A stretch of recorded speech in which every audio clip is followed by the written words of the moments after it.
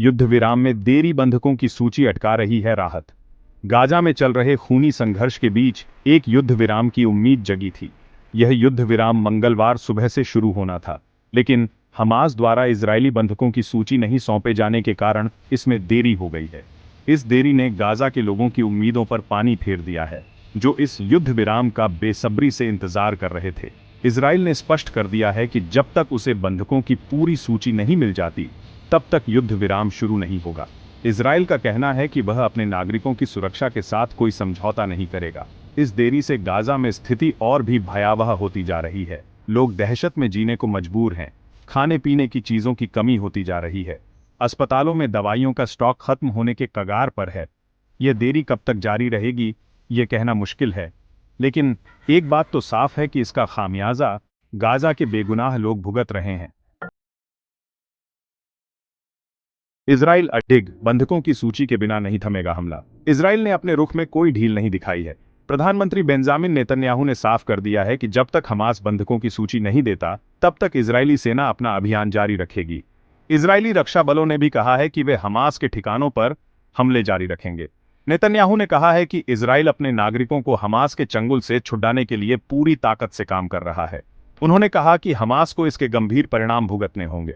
Israeli सेना का कहना है कि वह हमास के ठिकानों को तबाह करने में सफल रही है, लेकिन हमास अब भी इजराइल पर रॉकेट दाग रहा है।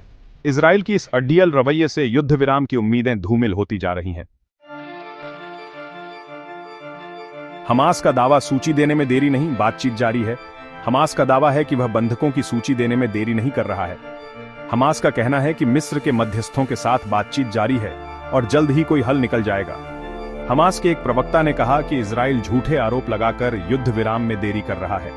हमास का कहना है कि वह इजराइल के साथ युद्ध विराम चाहता है, लेकिन अपनी शर्तों पर। हमास का कहना है कि इजराइल को भी युद्ध विराम के लिए कुछ शर्तें माननी होंगी, तभी बातचीत आगे बढ़ सकती है। हालांकि हमास ने अपनी शर्तों का खुलासा नहीं किया है।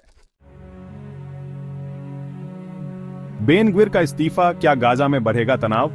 इजराइल में दक्षिणपंथी मंत्री इतामर बेन ग्विर ने गाजा नीति को लेकर मतभेदों के चलते सरकार से इस्तीफा दे दिया है। बेन ग्विर का कहना है कि नेतन्याहू सरकार हमास के खिलाफ कड़ीढ़ी कार्रवाई करने में नाकाम रही है। बेन ग्विर के इस्तीफे से इजराइल में राजनीतिक उथल पुथल मच गई है। विपक्षी दलों ने नेतन्याहू सरकार पर हमला बोल दिया है। बेन ग्विर के इस्तीफे से नेतन्याहू सरकार पर दबाव बढ़ा गया है। देखना होगा कि नेतन्याहू सरकार इस चुनौती से कैसे निपटती है। कुछ जानकारों का मानना है कि बेन ग्विर के इस्तीफे से गाजा में तनाव और बियर आच सकता है। युद्ध विराम की शर्तें, बंधकों की रिहाई और आगे का रास्ता। युद्ध विराम प्रस्ताव के तहत हमास 33 इजरायली बंधकों को रिहा करेगा, जबकि इजराइल 2000 फिलिस्तीनी कैदियों को रिहा करेगा। इस समझौते में गाजा में मानवीय सहायता पहुंचाने और पुनर्निर्माण कार्यों को शुरू करने की भी बात कही गई है। हालांकि युद्ध विराम अभी तक लागू नहीं हो पाया है। युद्ध विराम का भविष्य अनिश्चित बना हुआ है। यह देखना होगा कि हमास और इजराइल अपने मतभेदों को भुलाकर शांति स्थापित करने के लिए आगे आते हैं या नहीं।